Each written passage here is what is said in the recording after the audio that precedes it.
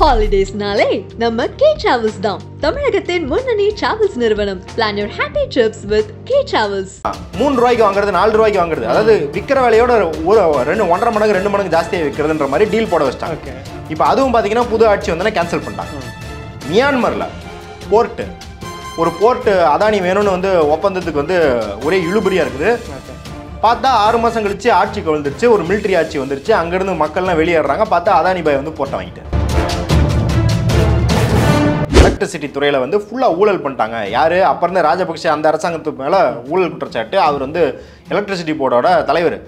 அவர் வந்து வாக்குமூலம் கொடுக்குறாரு. வாக்குமூலம் கொடுக்கும்போது என்ன சொல்லிட்டாருன்னா, மோடி ஐயா ஸ்ரீலங்காவுக்கு வந்தபோது குறிப்பாக எங்கள் பிரைம் மினிஸ்டர்கிட்ட என்ன சொன்னார்னா, அதானிக்கு வந்து இந்த விண்ட் எனர்ஜியை தாங்க, திருவோணமலையெல்லாம் கூட வரதா இருந்துச்சு, விண்ட் எனர்ஜி ப்ராஜெக்ட் அவருக்கு தாங்க அப்படின்னு சொல்லிட்டாரு. அப்படின்னு 3 நாள் கழிச்சு அவர் என்னன்ட்டார்னா, நான் ராஜினாமா பண்ணுறேன், எனக்கு உடல்நிலை சரியில்லை, அந்த இதில் தான் ஏதோ வளரிட்டேன் நான், அப்படிலாம் எதுவும் நடக்கலை அப்படின்ட்டாரு.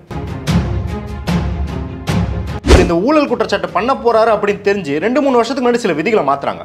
குறிப்பாக செபி ஹிண்டன்பர்க் அறிக்கை 23 தானே வருது. 23 அது என்ன சொல்லுது, 75% தான் வந்து ஒருத்தர் அவரோட ஷேரை வச்சுக்கணும். அவரோட கம்பெனியில் 75% தான் வச்சுக்கணும், அதுக்கு மேலே வச்சிருக்கூடாது. இவர் என்ன பண்ணுறாரு, 75% உள்ளே இருந்து வச்சுக்கிட்டு வெளிநாட்டில் வேறவனோ கம்பெனி வச்சிருக்க மாதிரி இந்த ஆளே கம்பெனியை நடத்தி, ஷெல் கம்பெனியை நடத்தி அதுலேருந்து சில சதவீத ஷேரை வாங்கி வச்சிருக்காரு. இதுதான் குற்றச்சாட்டு. அதானி ஆட்சி அப்படிங்கிறத நம்ம வந்து என்ன ஒரு தனிநபராக புரிஞ்சுக்கிறத விட, இந்த அதானி மோடி அப்படின்னு சேர்றாங்களே, அதை மொதானின்னு சொல்கிறாங்க இல்லையா, அந்த ஆட்சி தான். ஏன்னா மோடி அதானியை வந்து கை பிடிச்சி வளர்த்தி கூட்டு வந்திருக்காரு.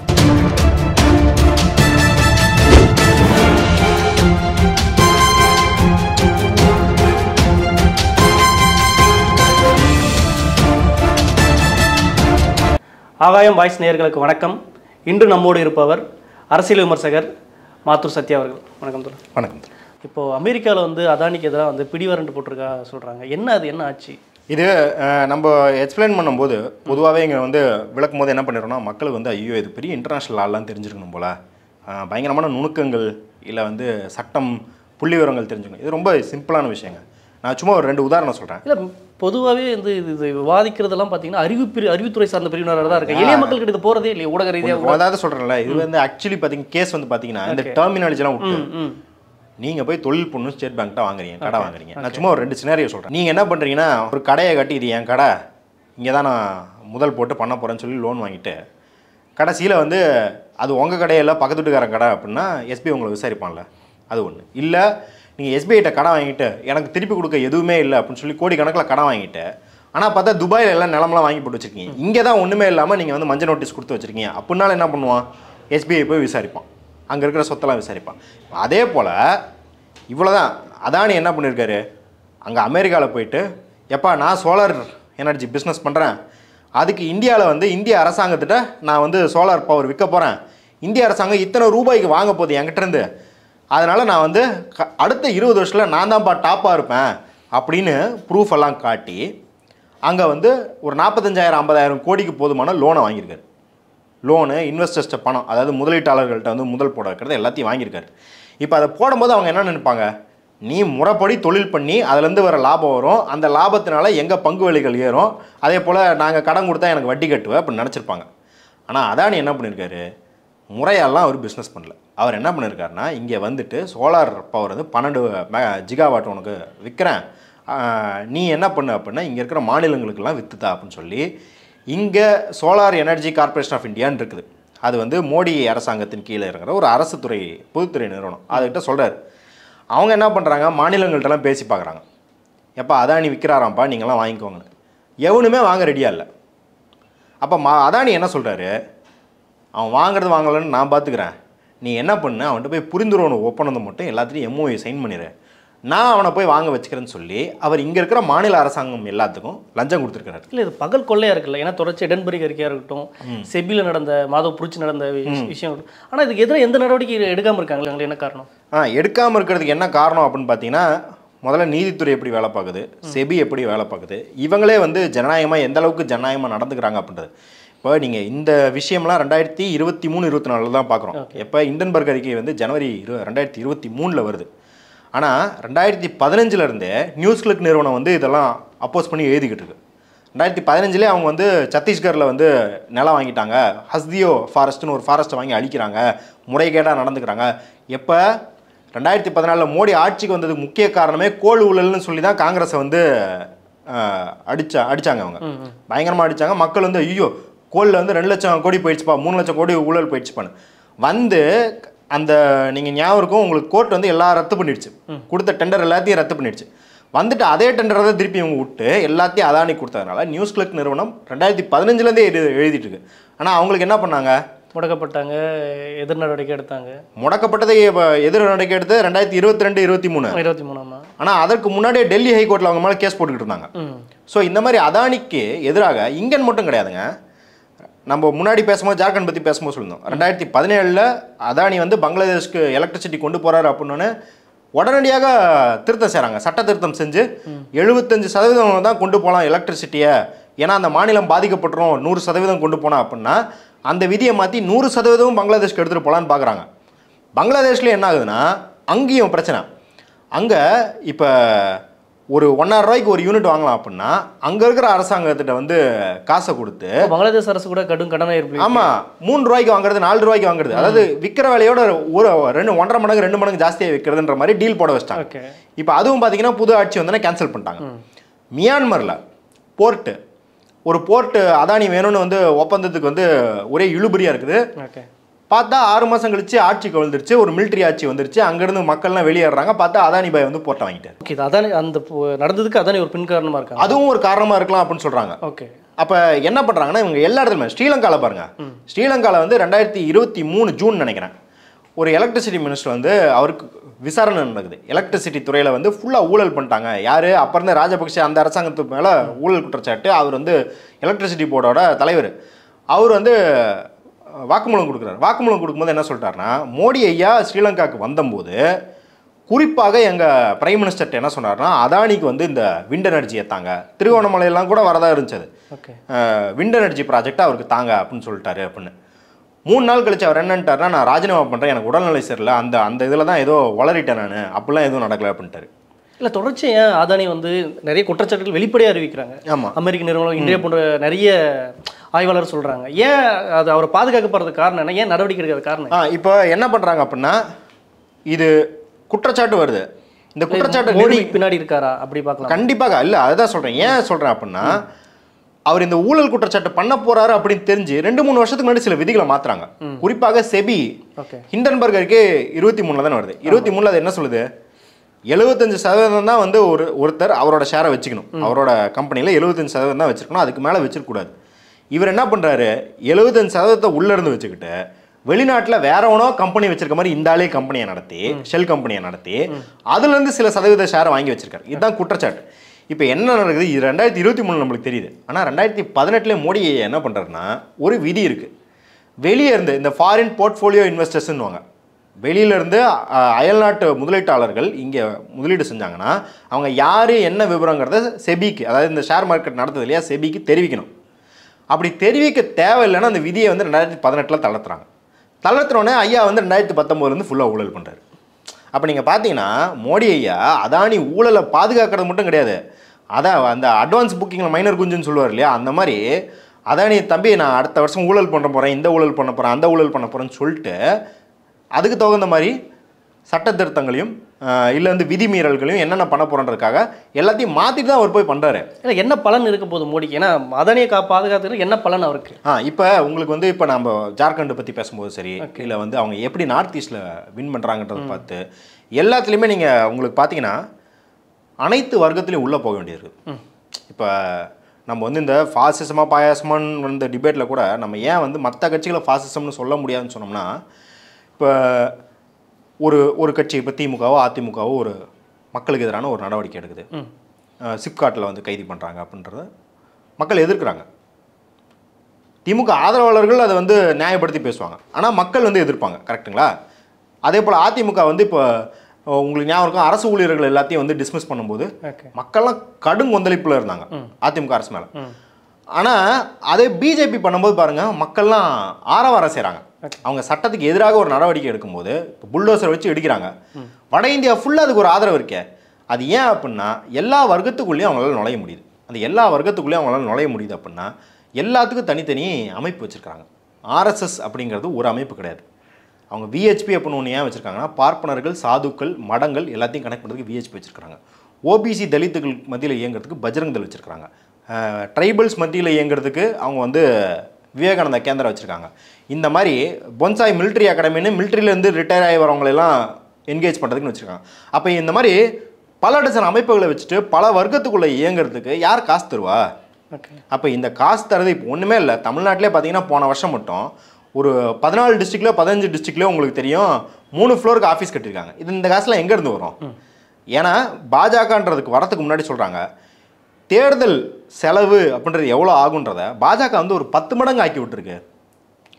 2019 தேர்தலில் பாஜக மட்டுமே 28,000 கோடி கிட்ட செலவு பண்ணிருக்குன்னு ஒரு தேர்தல் செலவுகளுக்கு மட்டும்தான் அதானி பயன்படுத்திக்கிட்டு அப்படி இல்ல தேர்தல் செலவுங்கிறது ஒரு காம்பனன்ட். நான் இப்போ மற்ற இந்த இதுக்குள்ள வர்க்கத்துக்குள்ள போடுறாங்க ஆர்எஸ்எஸ் வேலை நடக்குதுன்னு சொல்லிட்டு கட்சி பில்டப் பண்றது ஒண்ணு இல்ல. இது கட்சி மட்டும் ஏன் திரும்ப துறைச்ச பாதுகாப்புனா அமெரிக்கா சொல்றதா இருக்கட்டும், டென்பர்க் என்ன சொல்றாங்க, மொரிஷியஸ்ல தவறான பங்குகளை வச்சு இது பண்றான்னு சொல்றாங்க. ஆனா பாதுகாக்கிறதுக்கு காரணம் என்ன? வெறும் கட்சியை டெவலப் பண்றதுக்கும் இவங்கள வந்து டெவலப் பண்ணுறதுக்கு மட்டும் ஒரு பொது காரணம் அவள் பார்க்க முடியுமா? இல்லை, இது சமூகத்தை மாற்றுறதுக்கான ஃபண்டிங் அங்கிருந்து தான் வருது. அது வந்து நம்ம வந்து தேர்தல்ன்றது மட்டும் புரிஞ்சுக்கூடாது. ஏன்னா ராகுல் காந்தி வந்து நாடாளுமன்றத்தில் வந்து அதனை பற்றி பேசினாலே மைக் ஆஃப் பண்ணுறாங்க. ஆமாம், திருமணம் சரி, எத்தனையோ சட்டமன்ற உறுப்பினர்களும் அதை ஆஃப் பண்ணுறாங்க. இல்லை, இது அகண்ட பாரத கனவுக்கே இப்போ ஆக்சுவலி உங்களுக்கு வந்து 1991க்கு முன்னாடி இந்த எக்கனாமிக் ரிஃபார்ம்னு சொல்கிற இந்த தாராளமயம் பண்ணாங்க இல்லையா, அதுக்கு முன்னாடி வரைக்கும் பிஜேபி வந்து குளோபலைசேஷன்ற உலகமயமாக்கலை ஏற்றுக்கவே கிடையாது. ஓகே, அவங்க வந்து ஆர்எஸ்எஸ் வந்து ஒரு கடுங்கோட்பாட்டுவாதியாக அவங்க என்ன சொல்கிறாங்கன்னா, இன்னும் சொல்லப்போனால் அவங்க காந்திய சோசியலிசம்னு ஒன்று சொல்லிக்கிட்டு இருந்தாங்க. அதாவது நமக்கான பொருளாதாரங்கிறது நம்ம கிராம பொருளாதாரம் தான், எல்லாரும் அவங்க குலத்தொழிலை பார்த்தா நாடு வளர்ந்துருன்றது தான் ஆர்எஸ்எஸ்ஸின் பொருளியல் கோட்பாடாக இருந்துச்சு. அவங்க 90களில் என்ன உணர்றாங்கன்னா, 2 விஷயத்த உணர்றாங்க. ஒன்று, பன்னாட்டு மூலதனம் இந்த பெரிய நிதி வச்சிருக்கவங்களோட நீ ஒன்று தரணும். இன்னொன்று, பார்ப்பன கட்சியாக இருக்கிறத நிறுத்திட்டு நீ ஓபிசிகள் மத்தியிலையும் தலித்துகள் மத்தியிலும் பழங்குடி மத்தியிலையும் வேலை பார்க்கணும்னு முடிவு பண்ணுறாங்க. அப்போ இந்த ரெண்டும் ஒன்று சேரும்போது தான் அதானி அப்படிங்கிறது இந்த சோஷியல் இன்ஜினியரிங்கை சப்போர்ட் பண்ணுறதுக்கும் வேணும், இவங்க தனி மனிதர்களாக பணக்காரர்களாகிறதுக்கும் வேணும் அப்படிங்கிறத பார்க்குறோம். ஏன்னா இன்றைக்கி பிஜேபியில் இருக்கவங்க பார்த்தீங்கன்னா யாருமே வந்து 1000 கோடிக்கு சொத்து கம்மி இல்லாமல் இருப்பாங்க. அந்தளவுக்கு தனி மனித ரீதியாகவும். ஏன்னா 7.5 லட்சம் கோடி வந்து ரோடு போடுறதுல மட்டும் அடிச்சிருக்காங்கன்றாங்க. எங்கள் நிதின் கட்கரி கீழே டிரான்ஸ்போர்ட்டேஷன் மினிஸ்ட்ரியில் 7.5 லட்சம் கோடி அடிச்சிருக்காங்கன்றாங்க. அதில் பாதி அதானிக்கு போயிருக்குன்னு வச்சுக்கலாம், மிச்ச பாதி எங்கே போகுது? இந்த கட்சியில் இருக்கிற தனிநபர்களுக்கு போகுது. அதுக்கப்புறம் இந்த மாதிரியான நான் சொல்கிறது சமூகத்தில் வேலை பார்க்குறதுக்கு அவங்க எலெக்ஷனை நம்ம மற்ற கட்சிகள் பண்ணுறது தவிர அதை பண்ணுற தவிர பிஜேபி பண்ணாது என்ன அப்படின்னா, மற்ற கட்சிகள் எலெக்ஷனை நோக்கி வேலை பார்க்குது. இவங்க என்ன பண்ணுறாங்கன்னா, சமூகத்தையே நான் வந்து ஒரு பிளவுவாத சமூகமாக மாற்றிட்டேன்னா தானே எனக்கு எலெக்ஷனில் ஓட்டு போட போகிறாங்க அப்படிங்கிறது. அப்போ இந்த ப்ராஜெக்ட்டுக்கு நேஷன் லெவலில் வேணும்னா அதானி கூட அவங்க இருந்தால் தான் உண்டு. இன்னொன்று என்ன அப்படின்னா, நான் ஒரு வாதம் என்ன சொல்லுவாங்கன்னா, அதானி அப்படிங்கிறவர் வந்து அவருக்கு பினாமி அப்படிங்கிறத விட மோடி அவர்களுக்கு பினாமி தான் அதானி. ஏன்னா மோடி அவர்களோட வளர்ச்சி நேரடியாக அதானி ஆட்சி தான் நடக்குதுன்னு சொல்கிறாங்களே. ஆமாம், அதானி ஆட்சி அப்படிங்கிறத நம்ம வந்து என்ன ஒரு தனிநபராக புரிஞ்சுக்கிறத விட இந்த அதானி மோடி அப்படின்னு சேர்றாங்களே, அதை மொதானின்னு சொல்கிறாங்க இல்லையா, அந்த ஆட்சி தான். ஏன்னா மோடி அதானியை வந்து கை பிடிச்சி வளர்த்தி கூட்டு வந்திருக்காரு. நீங்கள் வந்து 2002 குஜராத் கலவரம் நடக்குது. 2002 குஜராத் கலவரம் நடந்தோன்னே என்ன ஆகுது, காத்ரேஜ் மாதிரியான பெரும் முதலாளிகள் கையை பிடிச்சி அதானி கையை பிடிச்சி இழுத்து வரலாம், மோடி வந்து அதானியை பிடிச்சி இழுத்துட்டு வர்றாரு. ஓகே, என்ன சொல்கிறாங்கன்னா, முதலாளிகள் வந்து இந்த மாதிரியான காம்படிஷன் கமிஷனர் சிசிஐ இருக்கு, அவங்க அந்த முதலாளிகளோட ஒரு கூட்டமைப்பு இருக்கு இல்லையா, அவங்க வந்து என்னட்டாங்கன்னா, நாங்கள் வந்து குஜராத்தில் வந்து இனிமேல் நடத்த மாட்டோம், கூட்டம் நடத்த மாட்டோம். காத்ரேஜ் முதலாளி சொல்லிட்டாரு, இந்த மாதிரி கலவர பூமியாக வச்சுருக்கிறீங்க நீங்கள், மனித உரிமை மீறல் இருக்குது, சட்ட ஒழுங்கு இல்லை அப்படின்னும் போது உங்கள்கிட்ட தொழில் பண்ண முடியாதுன்னு சொல்லிட்டாரு. உடனே வைப்ரண்ட் குஜராத்னு குஜராத்தில் ஒன்று மோடி ஆரம்பிக்கிறார். மோடி ஆரம்பித்து அதில் ஃபஸ்ட்டு அதானி இன்ட்ரடியூஸ் பண்ணி அதானியின் தலைமையில் அந்த கூட்டம் நடக்குது, வைப்ரண்ட் குஜராத். உங்களுக்கு இப்போ கூட தமிழ்நாட்டில் எப்படி இன்வெஸ்டர்ஸ் சமிட் நடக்குதோ வருஷம் வைப்ரண்ட் குஜராத் நடக்கும். அங்கே மோடி இதற்கு முன்னாடி தலைவர்கள்லாம் பண்ணாத வண்ணம் பயங்கரமாக மந்திரங்கள்லாம் சொல்லி ஒரு இந்து முதலாளி, அதாவது I am not the chief minister of Gujarat, I am the CEO of குஜராத்னு அறிவிச்சுக்கிறார் அவர் தன்னை. அப்போ நீங்கள் பார்த்தீங்கன்னா இந்த இந்துத்துவத்தையும் ஒரு பயங்கரமான பணவேட்டையில் இறங்குற ஒரு இந்த கிரானிக் கேபிட்டலிஸ்ட்னு சொல்லுவோம் இல்லையா, எந்த விதியுமே மதிக்காத ஒரு முதலாளித்துவம், இது ரெண்டையும் ஒன்று திரட்டுறது தான் மோடியோட வேலையாக இருக்குது. அப்போ அதில் தான் அதானி வந்து அந்த விதி மீற, அதாவது விதியை மதிக்காத முதலாளித்துவம் அப்படிங்கிறது அங்கே தான் வருது. இல்லை நம்ம தொடர்ச்சியாக பார்த்தா புள்ளிவிவரங்கள் மட்டும் தான் சொல்கிறோம். இது பெருசாக அவருக்கு எதிராக நடவடிக்கை எதுவும் போகிறதும் கிடையாது. பார்லிமெண்ட்லையும் கிடையாது, ஓட்டு இதுலையும் எலெக்ஷன் நீதித்துறையும் கைப்பற்றிட்டீங்க. அந்த மாதிரி ஆட்கள் நம்ம மக்கள்கிட்ட எப்படி சென்றடையுது, இது எப்படி எதிர்ப்பு ஆக்குறது, அந்த மாதிரி கேள்விகளே வருது இல்லை? கண்டிப்பாக அது ஒரு பெரிய கேள்விதான். நம்ம திமுக அரசை கூட பாசிசம் சொல்றோம், ஆனா திமுகவே அதானியை வந்து காட்டுப்பள்ளி துறைமுகத்தில் அதை இது கொடுத்துருக்காங்கல்ல, இல்ல அப்படி பார்க்க வேண்டியதா இருக்குல்ல? இல்ல அது கண்டிப்பா. இப்போ திமுக மேல வந்து குற்றச்சாட்டு வந்து பாஜக சொல்றாங்க. இப்போ பாஜக வந்து ஒரு விஷயம் என்ன சொல்லிக்கிறேன்னா, பாஜகவினர் முன்னுக்கு பின் முரணாக 2 வச்சிருக்காங்க.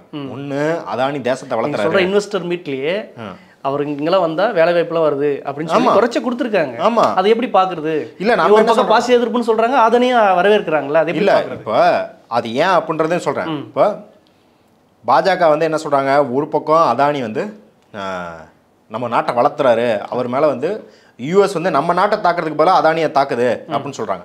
இன்னொரு பக்கம் என்னன்றாங்கன்னா, பாருங்க எதிர்கட்சி தான் எல்லாம் வாங்கியிருக்கு, காசு வாங்கியிருக்கு அப்படிங்கிற 2 முன்னுப்பின். அப்போ அதானி நல்லவராக இருந்தால் எப்படி லஞ்சம் வாங்கியிருக்குன்னு சொல்லுவேன்?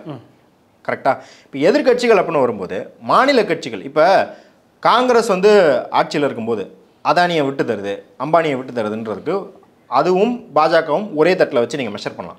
ஒரு மாநில கட்சி அப்படின்னு இருக்கும்போது நம்ம வந்து வலியுறுத்தலாம், அதானிக்கிட்ட புரிந்துணர்வு ஒப்பந்தம் போடாதீங்க, அது போடாதீங்க, இது போடாதீங்கன்னு. ஆனால் மாநில கட்சிகளுக்குன்னு பொருளியல் கொள்கை வைக்கும் அதிகாரம் இருக்குன்னா கிடையாது. அது வெறும் தேசிய அரசாங்கம் தான் இந்த நாட்டில் என்ன உற்பத்தி பண்ணணும், யார் ஏற்றுமதி செய்யணும், இறக்குமதி செய்யணும், எவ்வளோ வரி விதிக்கணும், அந்த அதிகாரம் எல்லாமே மத்திய அரசுக்கு தான் இருக்குது. அப்படின்னு இருக்கும்போது இங்கே என்ன பண்ணிக்கிறாங்கன்னா, நீங்கள் ஒரே கட்சி ஒன்றுமே இல்லை, டிஎம்கேவை தமிழ்நாட்டிலையும் கேரளாலையும் டிஎம்கேவை ஆட்சி பண்ணுதுன்னு வச்சுக்கோங்க, 2ம் அடிச்சுக்கணும். முதலீட்டாளர்களுக்கு 2 பேரும் அடிச்சுக்கணும். ஏன்னா 91லேருந்தே அது காங்கிரஸுக்கும் அதில் பங்கு இருக்குது. ஏன்னா 91லேருந்தே மாநிலங்களுக்கு தர பங்கீடு குறையுது. நீங்கள் மாநிலங்களுக்கு இருக்கிற உரிமையெல்லாம் கொஞ்சம் கொஞ்சமாக எடுத்துக்கிறீங்க.